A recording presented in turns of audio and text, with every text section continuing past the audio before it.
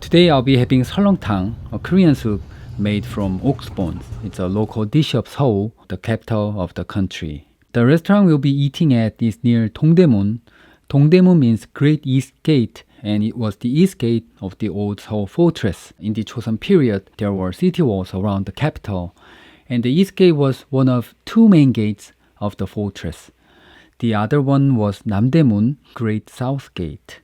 And if you've come to Korea, you may have seen this building. It's called DDP, Dongdaemun Design Plaza, and today's restaurant is just a few minutes walk from this building. Last week, this provoking video made the news in Korea. Provoking, but truth-telling. And I think maybe we Koreans are getting used to being talked about on this matter. Many influential people have made comments about it, most notably Elon Musk, and we Koreans are aware that the threat is real. And as most people would agree, it's not just Korea that's facing this population crisis. Even in the video, it was pointed out that as societies get richer, more educated, and child mortality plummets, people decide to have fewer kids. Many countries are following Korea's suit, and many will be in the future. So while it is true that the first guinea pig in line is certainly Korea, Korea is not the only pig tied in this rope. I think we should worry about this together.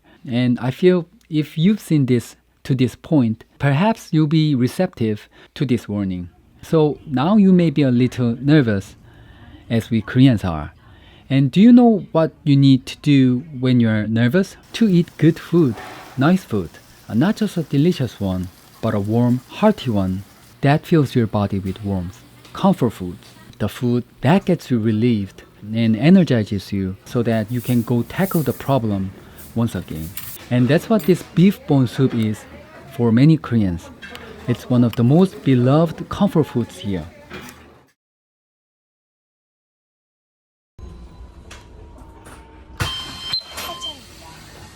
And this is the Dongdaemun neighbourhood, and there are many hotels around here, as well as shopping centers for clothes like this one, 밀리오레볼. So this area in Seoul is popular with both locals and tourists. And the neighborhood where today's restaurant is located is around here, and it has a unique history. In the Japanese colonial period, the fortress walls in this part of the city were destroyed. You know, usually castles and fortresses are built on higher ground.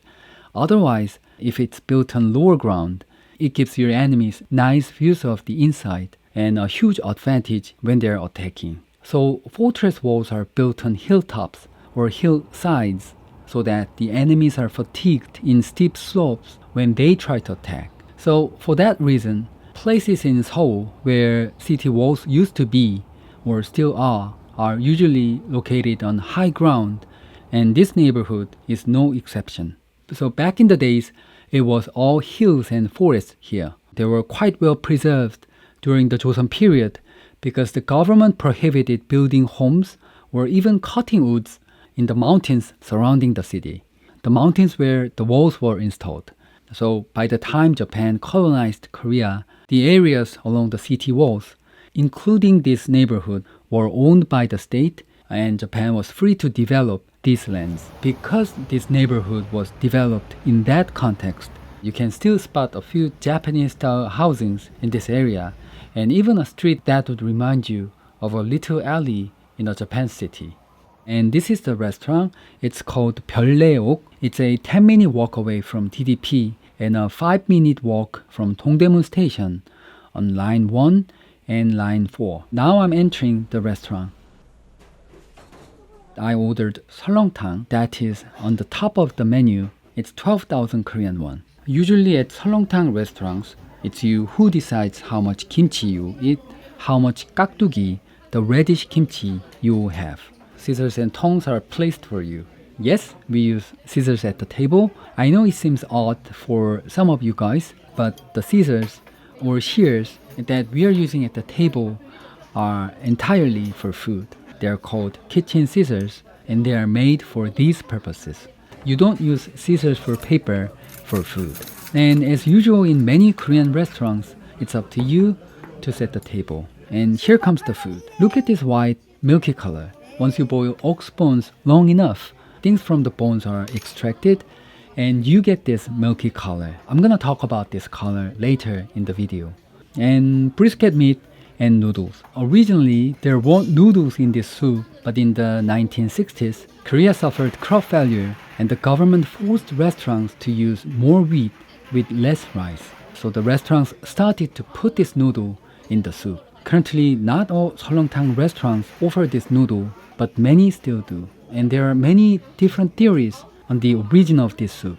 One very plausible one is that this food was originated from the Mongolian invasion of the Goryeo dynasty during the 13th century. Goryeo was the state before the Joseon dynasty. You know, in Japan, meat eating was legally banned for over 1,000 years. The ban was firstly issued by Emperor Taemu in 675, who was heavily influenced by Buddhism. And it was quite similar here in Korea. Buddhism was the state religion during the Goryeo period, and many kings imposed bans on meat eating. But the bans became meaningless once the Mongol Empire arrived. The Mongols and the kingdom of Goryeo ended up being tied with marriages, and Mongolian meat-eating culture heavily influenced the food culture of the peninsula. Many people believe the name of this soup, Seolleongtang, came from the name of Mongolian mutton hot pot, Shulun. Because Korea doesn't have the best topography to raise sheep, we opted for another livestock that is more common, ox. But how you prepare the soup is still quite similar, such as boiling bones for a long time and not using soybean paste in the soup, unlike other Korean soups. And another thing that makes this theory plausible is Mongol has a tradition of using green onion in meat broth. Yes, this green onion. Putting green onion in Seolleongtang is one of those moments for Korean kids to realize veggies can actually taste good. You know, kids avoid veggies because their taste buds are more sensitive to bitter taste of vegetables. And it is assumed that it may be an evolutionary adaptation to avoid potentially harmful foods, in this case, toxic plants. But once they try this soup without green onion and with green onion, they immediately realize green onion makes a huge difference, and they accept that maybe sometimes their parents are right.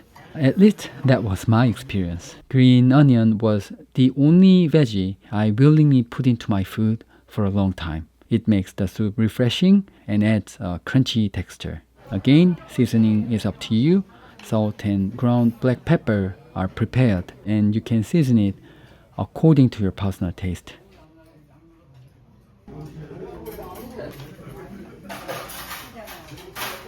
And this is one of the reasons why I came here, and I'm introducing this place to you guys. This is not a sponsored video. It says, we make our food in the real proper way, and if you spot us putting condiments of the sort when making the soup, we will give you money.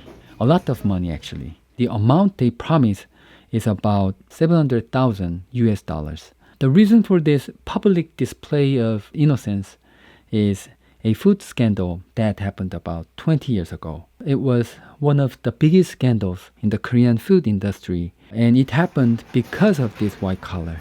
Getting this white collar by boiling just bones and meat is known to be not so easy. It takes a lot of time and effort and expertise. So some restaurants decided to add other condiments, such as coffee creamer made with coconut milk, cheese powder, things like that. It's not that all of them were dishonest. Some restaurant owners were actually quite open about using those, and they even insisted it is a better way to make this soup. And of course, there were many other restaurants that were just hiding their cheatings. So the public got really mad, and a lot of these restaurants were closed afterwards. But as you know, we humans remember negative experiences longer, and Seolleongtang restaurants had suffered a bad reputation for a long time.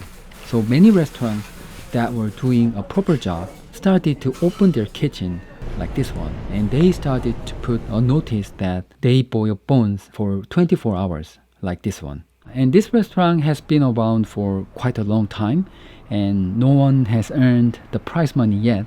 And considering this place employs a lot of staff members, and we live in this information age, I think it is safe to assume that they are really serious. So I like their confidence and their uprightness and the way they handle this uncomfortable matter. So I wanted to share my experience of this restaurant with you guys.